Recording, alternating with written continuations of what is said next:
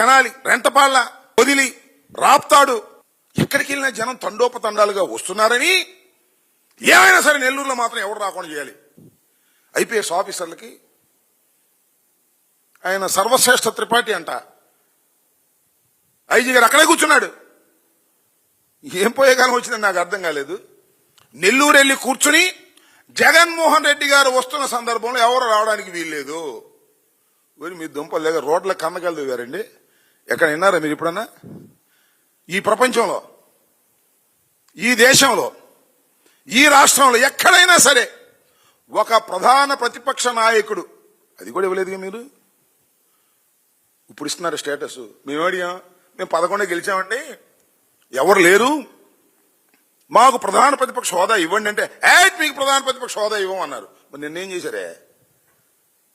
ముఖ్యమంత్రికి పెట్టాల్సిన కానీ ఎక్కువ పెట్టారే.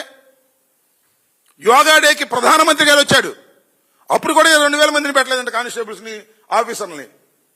కానీ జగన్మోహన్ రెడ్డి గారు after all Pulivendula MLA, after all 11 మంది శాసనసభ్యులు ఉన్నవాడు, ప్రధాన ప్రతిపక్ష హోదా పొందలేని వాడు, ఆయన వెళ్తుంటే ఎందుకు మీకు అంతా వణుకు?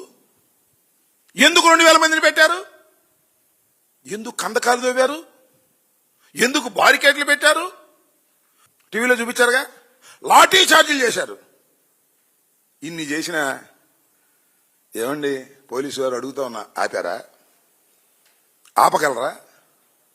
జగన్మోహన్ రెడ్డి గారు వస్తుంటే పిలిచినా పిలవకపోయినా జనం వస్తారు, ఆయన కలుసుకుంటారు. మీరు ఆపలేరు అని ఇప్పటికైనా తెలుసుకున్నారా? నేను ఇంకోటి కూడా చెప్తాను ఈ సందర్భంగా. జగన్మోహన్ రెడ్డి గారు ప్రజల్లోకి వెళ్ళడం ఇది మొదలు కాదు, చివరు కాదు. మళ్ళీ వెళ్తాడుగా, రాజమండ్రి వెళ్తాడు, మరొక చోటకి వెళ్తాడు, మరొక చోటకి పరామర్శకు వెళ్తాడుగా మళ్ళా ఖాయంగా.